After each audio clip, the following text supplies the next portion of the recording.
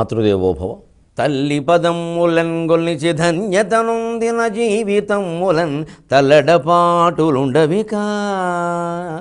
తల్లి పదమ్ములన్ గొల్నిచి ధన్యతనుందిన జీవితమ్ములన్ తల్లడపాటులుండవికా.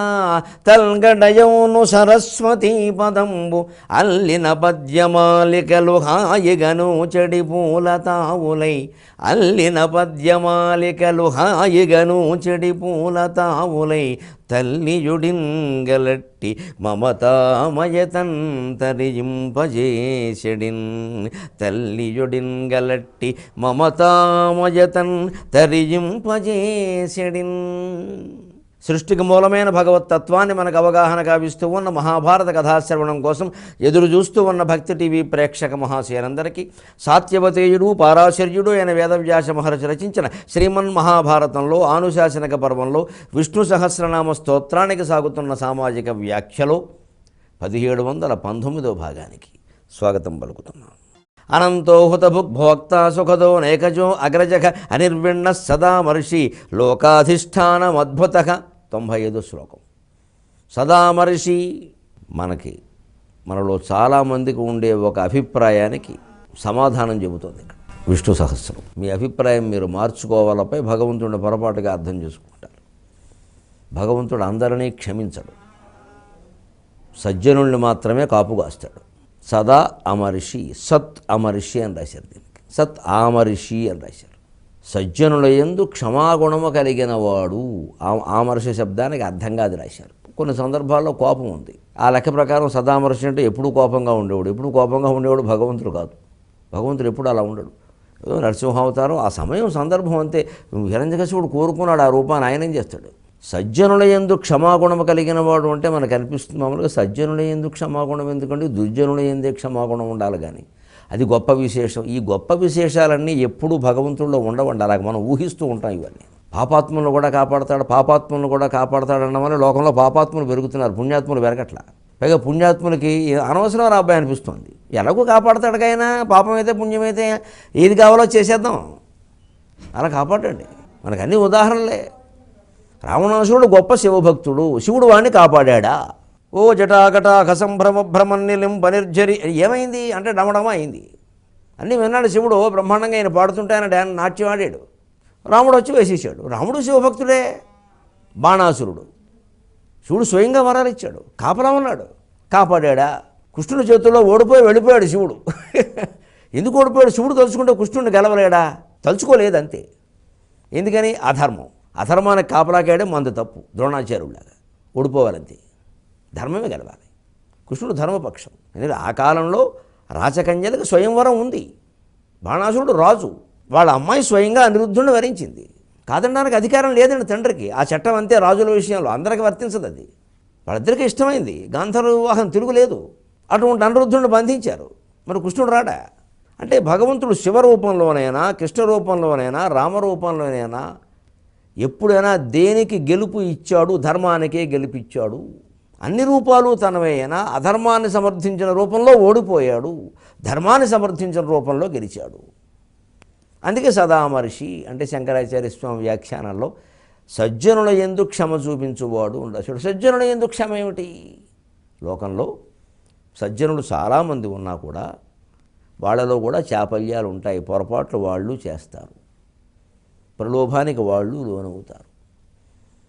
అటువంటి సజ్జనుడు ఏదైనా చాపల్యానికి లోనే ఒక పొరపాటు చూస్తే వాడి బతుకు బయటపడకుండా భగవంతుడు కాపాడతాడు. ఏదో మంచివాడు, ఏదో ప్రలోభపడ్డాడు, ఏదో 10 రూపాయలు కక్కుర్తి పడ్డాడు, ఏదో ఇంట్లో శుభకార్యం తలపెట్టాడు, డబ్బు తక్కువైంది, లంచం పుచ్చుకున్నాడు, పోన్లే తప్పనిసరి అయింది పాపం. ఎప్పుడూ అలాంటి వాడు కాదు, వాడు ఏదో చేశాడు అని దాన్ని అర్థం చేసుకుని వాడి మీద ఏమైనా గొడవ, ఎంక్వైరీ, కేసు వచ్చినా అది జరగకుండా చేస్తాడు.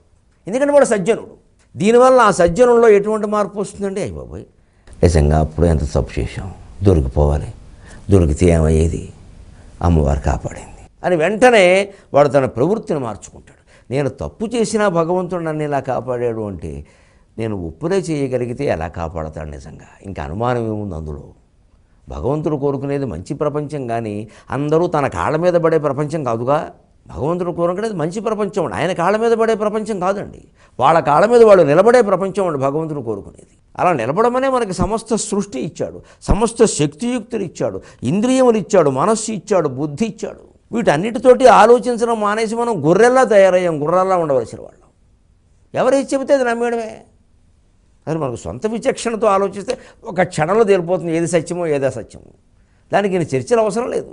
వారు చెప్పారండి వీరు చెప్పారండి అంటాడు తప్ప ఈయన ఏం చెబుతున్నాడో చెప్పడం. వారు చెప్పారండి వారు తప్పు చెబుతారండి, అసలు ఆ మాట వద్దు. అది అవునో కాదో మనం చర్చిస్తే తేలిపోతుంది.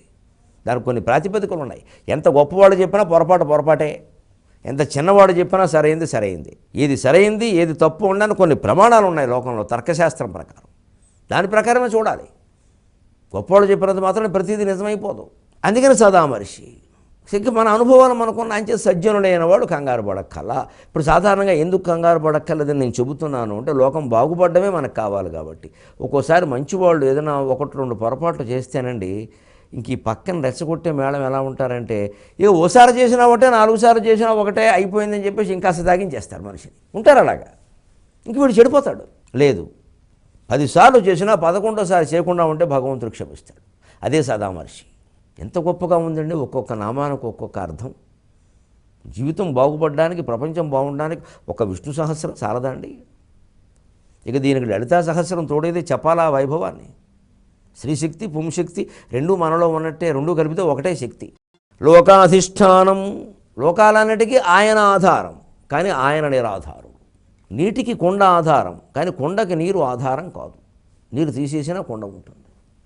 ఈ కొండకి నీటికి అన్నిటికీ మొత్తం ఈ సృష్టి అంతటికీ ఆకాశం ఆధారం. ఇవన్నీ తీసేసిన ఆకాశం ఉంటుంది. ఆకాశ స్వయం విష్ణు. అలాగ ఆయన లోకాధిష్టానం. లోకాలన్నీ ఆయన మీద ఆధారపడ్డాయి. ఆ లోకములన్నిటా ఆయన ఉంటాడు. లోకస్వరూపంగానే మనకు కనపడతాడు. అద్భుతగా లోకంలో ఏ విషయాలను చూసినా సరే అసలు విశ్వరూపం అంటే ఇదేనండి అద్భుత. మిథునం సినిమా వచ్చాక ఈ అద్భుత అనే మాట బాగా ప్రచారమైంది. బాలసుబ్రహ్మణ్యం గారి డైలాగ్ వల్ల అద్భుత అంటూ. లోకాధిష్టానం అద్భుత. లోకంలో ఏ జీవి యొక్క చర్యను మీరు చూడండి. సాలిగూడు ఎంత అద్భుతం అండి. అంతకంటే అద్భుతం అండి పిచ్చుగూడు. సాలిగూడు కంటే అద్భుతం. ఎందుకంటే సాలిగూడు కింద కడుతుంది, పైన ఎక్కడో కట్టదు. దాని కడుపులోంచి దారం వస్తుంది. ఈ పిచ్చిగూడుకి పిచ్చికి ఏమొస్తుంది కడుపులోంచి? ఏమీ రాదు, ఆకలి తప్ప. ఎక్కడి నుంచో చిన్న గడ్డి పరక పట్టుకొస్తుంది, అక్కడ పెడుతుంది. దానికి ఏదో చిన్న చిదుగు జోడిస్తుంది, దానికి ఏదో చిన్నదేదో రిబ్బన్ లాంటిది జోడిస్తుంది. ఎక్కడి నుంచో విచిత్రంగా ఈ మధ్యన ఇనప ఊసలు లాంటివి సన్న తీగలు ఉంటే ఆ తీగలు జోడిస్తున్నాయి కాస్త గట్టిగా ఉండడానికి. వాటికి కొంచెం ఇంజనీరింగ్ చేతనైంది. అసలు పిచ్చుగూండు మించిన అద్భుతం లేదండి సృష్టిలో. గొంగళీ పురుగు ఇంకా అద్భుతం.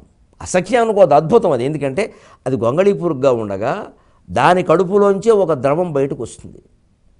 ఆ ద్రవంతో అదే గూడు కట్టుకుంటుంది. కట్టుకుని ఏం చేస్తుంది? నేను అసహ్యంగా ఉన్నాను, అందరూ నన్ను చూసి అసహ్యించుకుంటారు, నేను అందంగా మారాలని అదే సంకల్పంతో అది తపస్సు చేస్తుంది. అంటే అదే సంకల్పంతో ఉండిపోవడం తపస్సు. అంటే కమండలము దండం కాదు అక్కడ. గడ్డం, గొంగళి పురుగు గడ్డం ఏమిటి? దాని బతికే గడ్డం. కానీ సంకల్పం అలా ఉండిపోవడం వల్ల ఆశ్చర్యం అండి.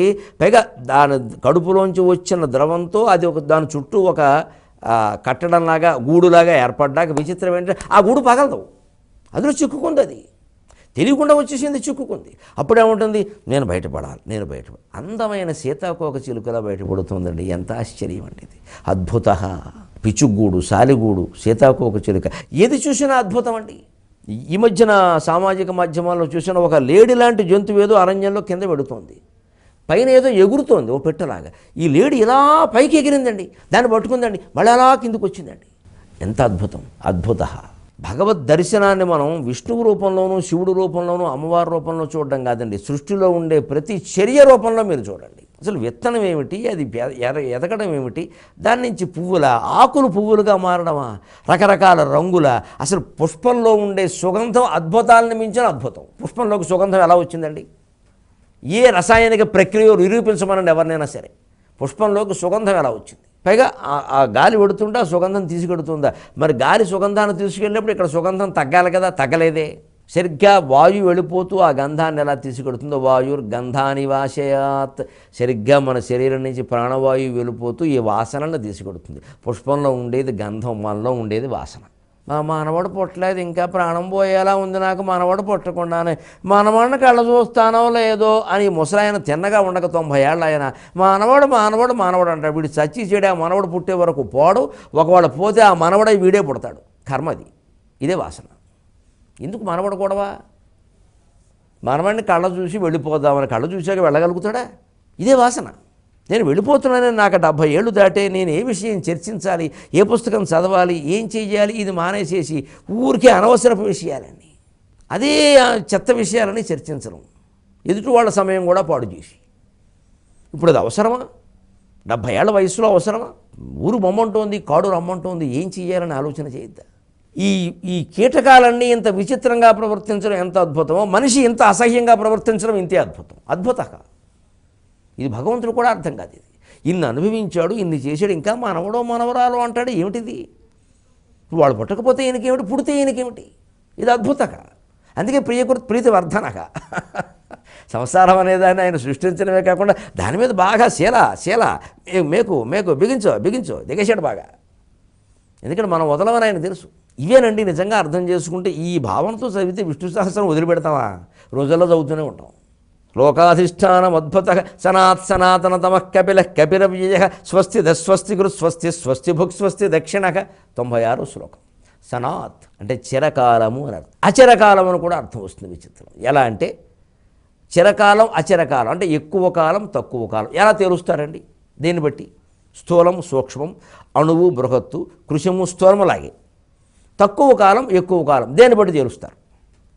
మనం అంటాం సాధారణంగా, ఇదిగో వంట చేశామండి, పొద్దున్న 9ంటికి మొదలుపెట్టానండి వంట, ఏదో అన్నము పప్పు కూర పచ్చడి మరి చెయ్యాలి కదండి, 3 గంటలు పట్టిందండి. ఏమిటో బయట పడేసరికి 3 గంటలు పట్టింది. మీరు విచిత్రం అండి. కలగన్నాం. కలలో ఇదే వంట స్త్రీ కానీ పురుషుడు కానీ 5 నిమిషాల్లో చేస్తున్నారు. అది కళ అనొద్దు. అక్కడ కూడా పదార్థాలు ఉన్నాయి, అక్కడ కూడా మనం తిన్నాం. నిజంగా వంట చేసినప్పుడు ఎంత శ్రమ కలిగిందో కళలో వంట కూడా అంత శ్రమ మనం అనుభూతి చెందాం. నిజంగా వంట అన్నం తిన్నప్పుడు ఏ తృప్తి కలిగిందో కళలో అన్నం తిన్నప్పుడు కూడా అంత తృప్తి కలిగింది, త్రిణుపు కూడా వచ్చింది. అనుభవం సమానమే. అది కళ అనే విషయం కూడా మనకి బయటకు వచ్చాక మాత్రమే తెలిసింది. అలాగే ఈ జీవితంలో చేస్తున్న వంట, ఈ ఉద్యోగము, ఈ జీవితం మొత్తం ఒక కళ అనే విషయం దీని నుంచి బయటపడ్డాక, ఆత్మస్వరూపమయ్యాక, ఈ శరీరం వదిలేశాక తెలుస్తుంది ఆ విషయం. అప్పుడు అయ్యో పిచ్చి కళ కోసం ఎంత తాపత్రయపడ్డాం. అయిపోయింది. ఇప్పుడు నా అన్నవాళ్ళు ఎవరు నన్ను దలుచుకోవడం లేదు. ఇప్పుడు నేను మళ్ళీ ఇంకో జన్మెత్తాలట. కర్మ. ఎవడు కడుపును పడతామో ఏమవుతామో. ఇదివరకు ఏదో కాస్త అన్న వస్త్రాలు ఉన్నవాళ్ళు ఇంట్లో పుట్టాం, ఇప్పుడు ఎక్కడ పుడతామో అని బెంగ రాదండి? అప్పుడు అనిపించదండి ఇదంతా కళ అని? అది ముందే మేలుకుంటే ఎంత గొప్ప విషయం అండి. అందుకే సనాత్ అంటే చిరకాలము అచిరకాలము కూడా ఎందుకు అవుతుంది? కాలం ఒకరు నిర్ణయించేది కాదు. కాలం ఒక మిథ్య. నిజం చెప్పాలండి, ఒక చోటు, ఒక పాయింట్, ఇక్కడి నుంచి అక్కడికి అంటారు. ఇక్కడి నుంచి అక్కడికి ఒక చేరడం అనే ఒక చర్య ఉంది కాబట్టి ఈ చర్యకి పట్టేదాన్ని కాలం అన్నారు. నిజానికి అది దూరం. కాలం ఎలా అయింది? ఇక్కడి నుంచి అక్కడికి చేరడంలో దూరం ఉంది, కాలం ఎక్కడుంది? ఆ దూరాన్ని మనం గడియారాలు పెట్టి కొలిచాం, దానికి మళ్ళీ రెప్పపాటు దగ్గర నుంచి లెక్కలు మొదలు పెట్టాం. అందువల్ల కాలం మనం సృష్టించుకున్నాం తప్పితే నిజంగా లేదు అక్కడ. ఇవాళ గడియారాలు, సూక్ష్మ గడియారాలు పెరిగి కాలం చాలా ముఖ్యమైపోయింది. నిజానికి అది అంత గొప్ప విషయం ఏం కాదు. ఒక ప్రదేశం ఈ పాయింట్ ఆ పాయింట్, ఈ ప్రదేశం ఆ ప్రదేశం ఉండబట్టి ఇక్కడి నుంచి అక్కడికి చేరడం ఉండవు. ఏదీ లేకుండా ఉన్నది ఒకటే అని తెలుసుకుంటే ఎక్కడి నుంచి ఎక్కడికి చేరతావు? అందుకని కాలం మిథ్య, దూరం మిథ్య. కాలము దూరమును పరిస్థితులు 3 లేకపోతే 3 డైమెన్షన్స్, 3 లేకపోతే సృష్టి ఎలా ఉంటుందండి? అంచేత జగన్ మిథ్య. సనాత్. నువ్వు చిరకాలం అనుకుంటే చిరకాలం, అచిరకాలం అనుకుంటే అచిరకాలం. భగవద్భావన ఉన్నవాటికి చిరకాలము ఆనందమే మిగులుతుంది. సనాతనతమః బ్రహ్మాదీనాం దేవతానామపి సనాతనతమః. బ్రహ్మాది దేవతల కంటే సనాతనుడైన వాడు శ్రీ మహావిష్ణువు. ఎందుకని ఆయుర్దాయాలు లెక్కలు ఉన్నాయి. మనకెన్ని సంవత్సరాలు, బ్రహ్మకి ఎన్ని సంవత్సరాలు, శివుడికి ఎన్ని సంవత్సరాలు, విష్ణువుకి ఎన్ని సంవత్సరాలు, ఇలా ఉన్నాయి. పరమాత్మకి ఈ లెక్కలు లేవు. ఈ బ్రహ్మ విష్ణు మహేశ్వరులు కూడా ఒక్కో కల్పానంతరం వెళ్ళిపోతారు. మళ్ళీ కొత్త విష్ణువు, కొత్త బ్రహ్మ, కొత్త శివుడు, కొత్త రుద్రుడు వస్తారు. కొత్త లక్ష్మి, కొత్త సరస్వతి, కొత్త పార్వతి వస్తారు. ఏమీ అనుమానం లేదు. దేవీ భాగవతం చదువుకోండి. ఇప్పటికే ఈ బ్రహ్మాండంలో మాత్రమే ఈ 3 ఉన్నారు. వేరే బ్రహ్మాండంలో వేరే వాడు ఉన్నారు. సనాతనతమః. అందుకే సనాతనతమైంది నిరాకార నిరాధార నిరంజన పదార్థమైన నిర్గుణ పరబ్రహ్మ స్వరూపం మాత్రమే. రూపం కలిగింది ఏది సనాతనం కాదు. కపిల మహర్షిగా ఇదివరకే మనం చెప్పుకున్నాం. ఇప్పుడు ఇంకొక మాట, బడబానల రూపీ కపిల. సముద్రంలో ఉండే బడబాగ్ని రూపంలో కూడా కపిల రూపంలో విష్ణువు ఉంటున్నాడు. ఆ అగ్ని ఎంత గొప్పది అంటే ఒకనాటికి అది సముద్రాన్ని హరిస్తుంది. ప్రళయకాలంలో సముద్రాన్ని హరిస్తుంది. అది ఎంత గొప్ప అగ్ని అని మనకు ఎలా తెలుస్తుంది అంటే, ఇంత సముద్రంలో అది ఇంకా వెలగలుగుతోందండి. దాని పరిశోధనలో కూడా బయటపడింది సముద్రంలో అగ్ని ఉందని. పురాణాల్లో చెప్పింది ఏదే అబద్ధం కాదు, అది కల్పన కాదు, నిజమే. అది గుర్రం ఆకారంలో ఉందని కూడా చెప్పారు విచిత్రం పరిశోధనలో. బడబ అంటే ఆడుగుర్రం, అందుకే బడబాగ్ని అన్నారు. అగ్నాకారంలో ఉంది అది. అగ్ని నుంచే నీరు పుట్టింది, అందుకే అగ్ని రాపక ఆ బడబాగ్ని నుంచి సముద్రం పుట్టింది, మళ్ళీ అందులోకి పోతుంది. అదే కపిల స్వరూపం. కపిల మహర్షిగా ఇదివరకే మనం చెప్పుకున్నాం. అవ్యయక కపిల కపిహి కం పిబతి, సముద్ర జలాలని పిబతి అని ఇదివరకుగా మనం సూర్యుని రూపంలో అర్థం చెప్పుకున్నాం. కానీ ఇప్పుడు కపిహి, మననే హనుమ జయంతి వెళ్ళింది కాబట్టి కపిశ్రేష్ఠుడైనటువంటి భగవంతుడు హనుమంతుడి రూపంలో చెప్పుకున్నాం. హనుమంతుడి జీవితంలో రెండు ప్రధానం, స్మర్తవ్యం, కర్తవ్యం. కర్తవ్యము ధర్మపదము, స్మర్తవ్యము రామపదము స్వామి నీకున్. కర్తవ్యము ధర్మపదము, స్మర్తవ్యము రామపదము స్వామి నీకున్. ధర్తవ్యము సంజీవని మర్తవ్యులము ఈ విషయము మాకెటు తెలియున్. హనుమంతునికి రెండే పనులు ముఖ్యం. చేయవలసిన పని ఏదో చేయడం, మిగిలిన సమయం అంతా రామ్ రామ్ రామ్ రామ్ రామ్ రామ్. మనం అలా ఉండగలిగితే ఎంత బాగుంటుందండి. కార్యాలయంలోనైనా భార్యాలయంలోనైనా మనం చేయవలసిన పని ఏదో చేసి అనవసరంగా వేలెట్టకుండా, ఊరికే చికాకులు పరాకులు పడకుండా మన పని ఏదో మనం చేసి, ఏదైనా ఒకవేళ ఇంట్లో చికాకులు వచ్చి తేడా చేయలేకపోయినా ఏదో చేస్తున్నావు ఓపికగా, ఇంతకంటే ఏం చేస్తావు నువ్వు కాబట్టి ఈ మాత్రమేనా చేస్తున్నావు అంటే ఇంకాస్త చేస్తారు. నేను చెప్పినా చేయలేదంటే నేను చేయని పోండి అంటారు, కూడా వదిలిపోయింది. మాటలో ఉందంతా.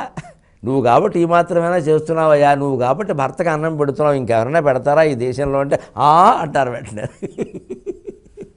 పెట్టని వాళ్ళు కూడా చాలామంది ఉన్నారు. ఏం చెబుతాం, ఒక మాటతో అయిపోతుంది. ఏముంది దీనికి పెద్ద విషయం. ఎప్పుడైనా ఒకసారి కోపపడినా వెంటనే ఏదో పొరపాటు అయిందని చెప్పాడు భార్య భర్త అని. ఈ అహంకారాలు వద్దు, ఈవేళ బాగా ఎక్కువ అవుతున్నాయి ఇవి. ఈ అహంకారాలకు పోకుండా ఏమనుకోకోయ్, ఏదో అంటాం కొంచెం చికాకులో ఉన్నాను ఈవేళ అని భుజం మీద చేసామనుకోండి, వెంటనే ఐసెయ్యి అట్టయి రొట్టెయి మట్టయి కింద పడిపోతారు. దీనికి పెద్ద విషయమా? అది పెద్ద విషయం అంటే అది. అంచేతను కర్తవ్యం ఏదో చేసుకుంటూ మిగిలిన సమయం అంతా భగవన్నామస్మరణ అంటే హాయిగా సరసలాపాలతో హాయిగా గావించి హనుమంతుడిలాగా బ్రహ్మచర్యం పని కూడా మనకేం లేదు, అంతా సంసారాల్లో ఉన్నాం. ఆయనకి కర్తవ్యం స్మర్తవ్యం, మిగిలినంతా రామనామస్మరణే. కాబట్టి ధర్తవ్యము సంజీవ పర్వతం తేగలిగాడు. మర్తవ్యులమే ఈ విషయము మాకెటు తెలియన. మృతికి సిద్ధంగా ఉన్నవాళ్ళం, ఈ దేహం శాశ్వతం అనుకుంటున్నాం, దీనిలో వచ్చే భోగాలన్నీ శాశ్వతం, దుఃఖాలన్నీ శాశ్వతం అనుకుని ఏడుస్తున్నాం, భోగాలన్నీ శాశ్వతం అనుకుని తాపత్రయపడుతున్నాం, మాకేం తెలుస్తుంది.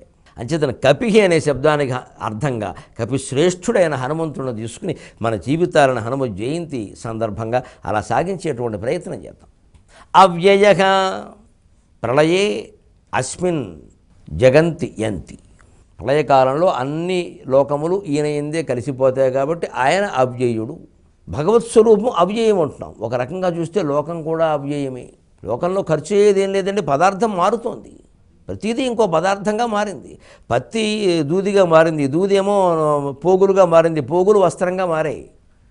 వస్త్రం మన ఇంట్లోకి వచ్చింది, డబ్బు ఇంకోళ్ళ ఇంట్లోకి వెళ్ళింది అంటే వస్త్రం అక్కడ డబ్బుగా మారింది. మళ్ళీ ఈ డబ్బు వాళ్ళ ఇంట్లోకి వెళ్ళింది, వాళ్ళు ఏదో పిల్లాడికి ఫీజు కట్టారు, అక్కడ ఫీజుగా మారింది. ఏమైంది డబ్బు? ఆ ఫీజు చదువుగా మారిందో లేదో పిల్లాడు తెలుసుకోవాలి. ఎక్కడికి వస్తువులు ఎక్కడికి పోలేదు, ఆ రూపాలు మారాయి. అంచేది అవ్యయ, లోకం కూడా ఒక రకంగా అవ్యయం. అందుకే చమత్కారంగా ఒక సంస్కృత కవి అవ్యయం మీద మంచి చమత్కారం చెప్పాడు. అర్థాకరణ కౌశల్యం కింస్తుమ శాస్త్రవాదినాం, అర్థాకరణ కౌశల్యం కింస్తుమ శాస్త్రవాదినాం, అవ్యయేభ్యోపి తే హ్యర్థాక నిష్కాశ్యంతే హ్యనేకశః అని చమత్కారంగా చెప్పాడు. ఏమిటా? అర్ధాహరణ కౌశల్యం కింస్తుమః శాస్త్రవాదినం. ఈ శాస్త్రాలు చదువుకున్న వాళ్ళు ఉంటారండి పండితులు, వీళ్ళ ఇల్లు బంగారంగాను. వీళ్ళ యొక్క అర్థ ఆహరణ కౌశల్యం, వీళ్ళు రకరకాల అర్థాలు చెబుతారండి శబ్దాలకి. ఆ కౌశల్యం, ఆ నేర్పు, కింస్తుమః ఏం పొగుడుతామన్నాడు, అసలు పొగడ్డానికి సరిపోమన్నాడు, అన్ని అర్థాలు లాగుతారండి అన్నాడు. నిజంగానే ఈం సీత మమసుత అనే శ్లోకానికి ఒక పండితుడు రాజమండ్రిలో 108 అర్థాలు చెప్పడం 93లో నేను విన్నాను. ఎందుకంటే ఒక 50-60 వరకు విని ఇన్ని చెప్పడం వల్ల అసలు అర్థం మర్చిపోతున్నామేమో అని అనుమానం వచ్చి బయటకు వచ్చాను నేను. కానీ లాగేవాళ్ళు పీకేవాళ్ళు ఉన్నారు. దేనికి దాన్ని సమర్థించడానికి ఉన్నాయండి మార్గాలు. అది చూసి ఎవడో పుట్టించాడు ఇది. అసలు ఈ శాస్త్రాలు చదువుకున్న పండితులు ఒక్కొక్క పదానికి అర్థాలు లాగుతారు. ఇక సామాన్యం కాదండి. వాళ్ళని పొగడ్డానికి మన నోరు సరిపోదా జ్ఞానం అన్నాడు. దానికి ఉదాహరణ ఏం చెప్పండి. అవ్యయోభ్యోపితే హ్యర్థాక నిష్కాస్యంతే క్షణేకశక. వీళ్ళు అవ్యయాల నుంచి కూడా అర్థాలు లాగుతారన్నది. వ్యాకరణం ప్రకారం అవ్యయం అంటే అయ్యో, ఆహా, కథ, అలాగా ఇవేవో ఉంటాయి. వాటికి అర్థం ఒకటే అర్థం. కథ అంటే అర్థం ఏమిటండి అసలు? మన ప్రతిపదార్థం రాసినప్పుడు ఏమగునో గదా అని ఉంటుందండి. ఏమగునో గదా అని రాసి ఏమగునో ఏమవుతుందో అని అర్థం రాస్తారు. కథకి కథ అని అర్థం రాయాలి. ఇంకా రాయడానికి ఏంది ఇక్కడ? కానీ పండితులు ఎలాంటి వాళ్ళు అంటే వీళ్ళు అవ్యయాలకు కూడా అర్థాలు లాగేస్తారు అని ఒక అర్థం. ఇందులో విశేషం ఏంటంటే అర్ధాకరణ కౌశల్యం. రెండో అర్థం లేకుండా మా వాళ్ళు శ్లోకం ఎందుకు రాస్తారండి? తక్కువ వాళ్ళ బ్రాహ్మలంటే అమ్మో. అందుకని డబ్బు లాగే నేర్పండి కొంతమందికి ఉంటుందండి. వీళ్ళు ఇష్టమండి. ఎలా లాగుతారంటే అవ్యయేభ్య అపి. అస్సలు రూపాయి ఖర్చు పెట్టినటువంటి పిసిని కొట్టు వాడి నుంచి కూడా వీళ్ళు డబ్బులు లాగుతారు. వాడికి ఏదో పెట్టేస్తారు. వాడు రూపాయి ఖర్చు పెట్టా చూస్తానులే అని వీళ్ళు లేనప్పుడు వాళ్ళ ఇంటికి వెడతారు. వాళ్ళ ఆవిడ ఉంటుంది, పెద్ద ఆవిడ. ఆవిడకు 60 ఏళ్ళు కదా. అమ్మగారు బాగున్నారా? ఏమిటి మీ కుటుంబం క్షేమం కూడా ఒక విషయం వచ్చాను నేను పండితుడిని, మరి మీ ఇంటికి ఎప్పుడూ రావడం అలవాటు అంటే, అయ్యో బ్రాహ్మణులు వచ్చారు మీరు కూర్చోండి, ఏమిటి విషయం అంటే, ఏం లేదమ్మా అయ్యగారికి అర్ధాష్టమ శని నడుస్తుంది అంటాడు. ఆవిడకి పెట్టేస్తాడు అంతే. ఆవిడ మనసులో పడింది బెంగ. అలాగండి, అందుకే ఈ మధ్య దూరం ఉంటున్నారండి. ఈయన చెప్పకముందు అనిపించలేదు ఆవిడకి. వచ్చేస్తున్న వెంటనే అర్ధాష్టమ శని అంటేనండి అంతేనమ్మా, అది ఒక యాగం చేస్తే కానీ అది పోదు, కొంచెం ఇబ్బంది. మీ కుటుంబ శ్రేయస్సు కోరేవాడిని కాబట్టి వచ్చి చెప్పాను. ఇక్కడ ఆయన మొండివాడు, మీకు తెలియంది ఏమిటి? మొండోడేనండి బాబు, నేను చచ్చిపోతున్నాను, కాపురం చేయలేక ఇంకా ఆవిడ చచ్చిపోతుంది ఇంకా. మరి అందుకని మీరైనా వింటారని, మీరు పార్వతీదేవి లాంటి వారు, దానికేం లోటు ఇంకా అనగానే ఆవిడ మీకు ఎందుకు, మీరు ఎలా నేను చూసుకుంటా అంతే. నన్ను బ్రోవామని చెప్పవే సీతమ్మ తల్లి అంతే. పెట్టే చోట పెట్టింది బెటకం. ఆయన మర్నాడు ఈయన్ని పిలిచి ఆయనే, ఏమండి బాబు ఏదో యాగం అన్నట్టు వెంటనే చేయించండి అని, ఆ యాగం కోసం ఇప్పుడు 10 లక్షలు ఖర్చు పెడతాడు. ఇదే అవ్యయేభ్యోపి అర్ధాకరణ కౌశల్యం అనేక శఖ లాగేస్తారండి. అనే ఇలా లాగేయబడిన వాడు ఎవడో వాడు సృష్టించాడు ఇలా. కపిరవ్యయక. అంతవరకు ఆపుదాం. మళ్ళీ 23:30 గంటల్లో కలుద్దాం. అంతవరకు తెలుగులో మాట్లాడదాం.